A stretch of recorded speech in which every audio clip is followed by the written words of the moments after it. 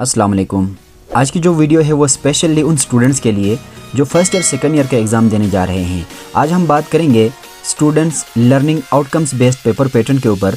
Focus करेंगे हम English के पेपर को, फर्स्ट ईयर की इंग्लिश को हम फोकस करके आपको बताएंगे कि पेपर कंपोनेंट्स कौन कौन से हैं और किस किस किस्म के क्वेश्चंस आएंगे और उनको आपने कैसे अटेम्प्ट करना है। So let's move to the video. सबसे पहले आपको ये समझना होगा कि एसएलओ बेस्ड पेपर कौन से होते हैं। आपको पता है कि पिछले जो पेपर्स होते थे वो टेक्स्ट बुक बेस्ड होते थे। टेक्स्ट बुक में से कुछ क्वेश्चंस उठाते थे, उन्हीं के जवाबात लिख के स्टूडेंट्स पास हो जाते थे।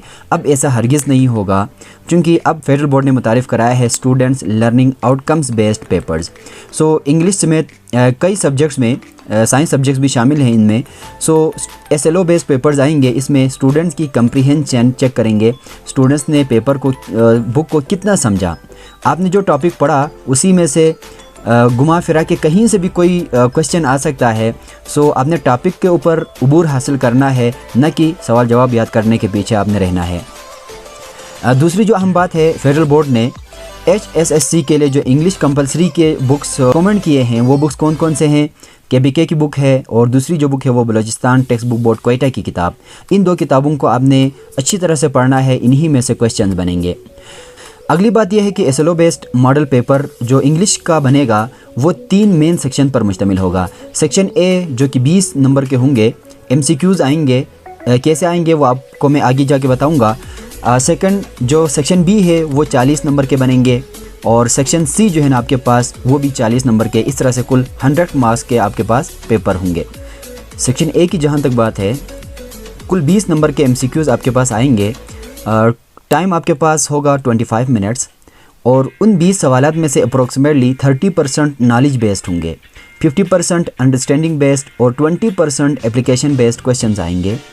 आपने इन क्वेश्चंस को पढ़ना है अच्छी तरह से और जो करेक्ट ऑप्शन होगा वो बबल फिल करेंगे। एक और पेज आपको आंसर शीट के तौर पे देंगे, उस पे फिल करके आपने 25 मिनट के अंदर एग्ज़ामिनर को हैंड ओवर करना है। इस पेपर के ऊपर इंशाल्लाह मैं एक वीडियो तफसील से बनाऊंगा। फ़िलहाल आपको मैं ये बताता चलूँ कि मेन कंपोनेंट्स सेक्शन A के आपने फोकस करना है बुक में से सिनोनिम्स, एंटोनिम्स को, पार्ट्स ऑफ स्पीच को फोकस करना है, फ्रेजेस और क्लासेस के बारे में, इनकी डिटेल, इनकी टाइप्स के बारे में, फिगर्स ऑफ स्पीच के बारे में, टेंसेस को आपने मुकम्मल तौर पर अच्छी तरह से इस्तेमाल टेंसेस का सीखना है और आर्टिकल्स का इस्तेमाल कैसे करना है और डिफरेंट टाइप्स ऑफ सेंटेंसेस को आपने पढ़ना है, इनके ऊपर उबूर हासिल करना है और ट्रांजिशनल डिवाइसेस।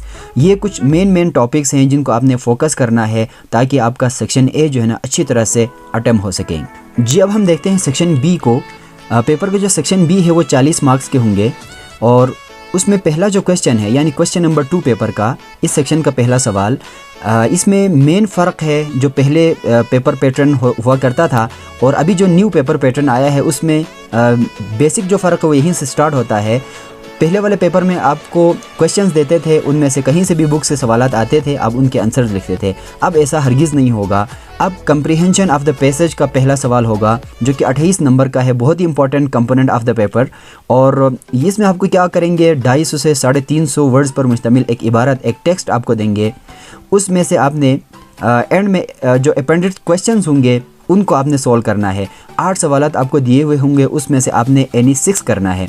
इसमें मैं आपको ये बता दूं कि क्वेश्चन नंबर 1 कंपलसरी है, जिसमें करना क्या है, आपने इस इबारत का आपने एक समरी लिखना है इसकी और इसको एक मुनासिब टाइटल देना है। ये दोनों मिला के पहला जो क्वेश्चन, पहला पार्ट बनेगा क्वेश्चन 2 का, वो आपके पास 8 नंबर का होगा। फर्स्ट जो क्वेश्चन है वो है आपके पास 8 नंबर का और बाकी में से आपने 5 सवालात मज़ीद हल करना है, यानी कुल 6 सवालात, पहला सवाल और बाकी 5 सवालात। बाकी जो 5 सवालात होंगे वो 4-4 नंबर के होंगे। इस तरह से आपके पास कुल 28 नंबर का ये सवाल है। इसमें मैं आपको एक अहम बात बताता चलूँ कि आपने पैराग्राफ को अच्छी तरह से 2 या 3 दफ़ा पढ़ना है। अब पढ़ने के बाद जो आपकी अंडरस्टैंडिंग होगी उसके मुताबिक आपने क्वेश्चंस के आंसर्स लिखना है। एक और अहम बात इसमें यह है कि आपने टेक्स्ट के अंदर जो वर्ड्स मीनिंग है, 4 आपको वर्ड्स देंगे, उनके आपने मीनिंग्स लिखना है इंग्लिश टू इंग्लिश। सो आप बुक पढ़ते हुए 2 चीज़ों का ज़्यादा ध्यान से आप जो है ना ख्याल रखेंगे कि समराइज़ कैसे करना है और वर्ड्स मीनिंग आप इंग्लिश टू इंग्लिश कैसे लिखेंगे। ये आपका क्वेश्चन नंबर 2 होगा। अब हम बढ़ते हैं क्वेश्चन नंबर 3 की जानिब। क्वेश्चन नंबर 3 फोकस्ड होगा पोएट्री और प्ले के ऊपर।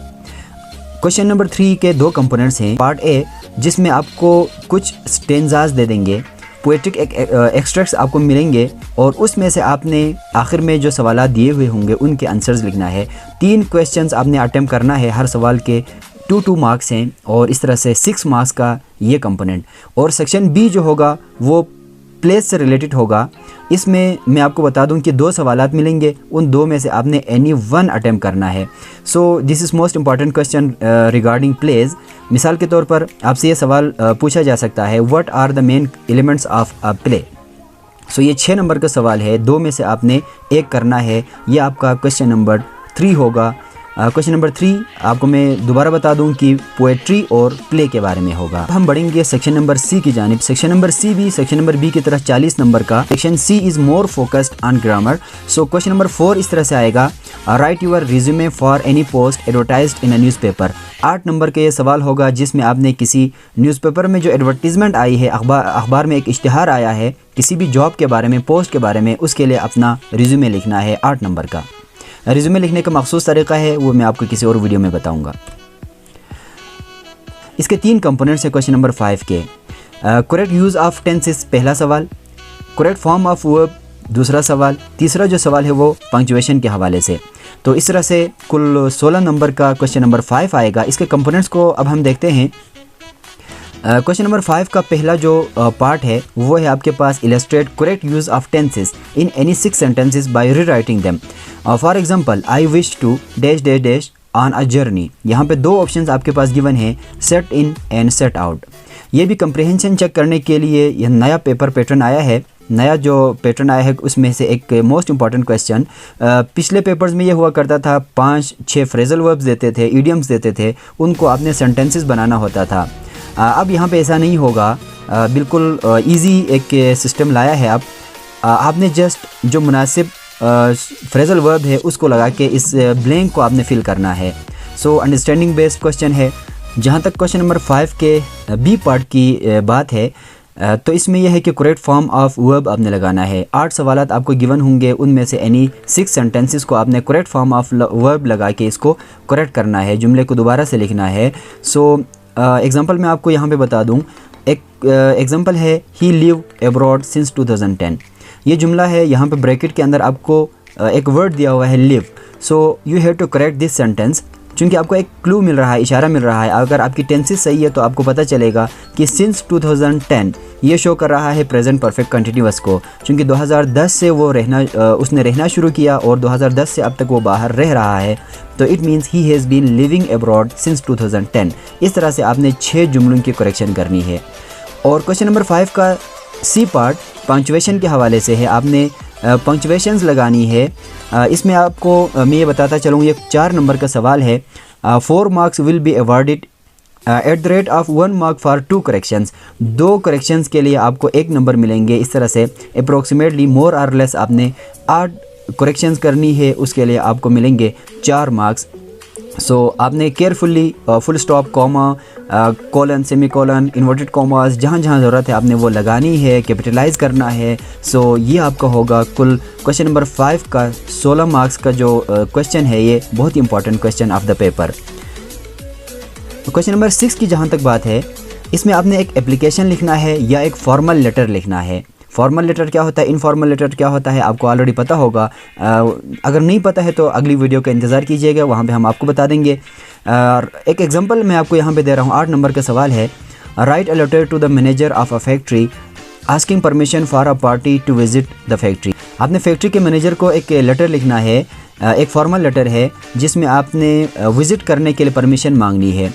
जहाँ तक एक लेटर के लिए मार्क्स डिस्ट्रीब्यूशन की बात है, सबसे पहले आप लिखते हैं एग्ज़ामिनेशन हॉल। जो अपना एड्रेस है उसको आप मेंशन नहीं करते चूँकि, इसलिए आप एग्ज़ामिनेशन हॉल लिखेंगे 0.5 मार्क्स के।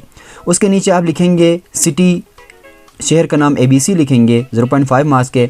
डेट आप अपनी करेक्ट फॉर्मेट के साथ लिखेंगे, उसके लिए आपको 0.5 मार्क्स मिलेंगे। सैल्यूटेशन जो लिखेंगे उसके लिए 0.5 मार्क्स।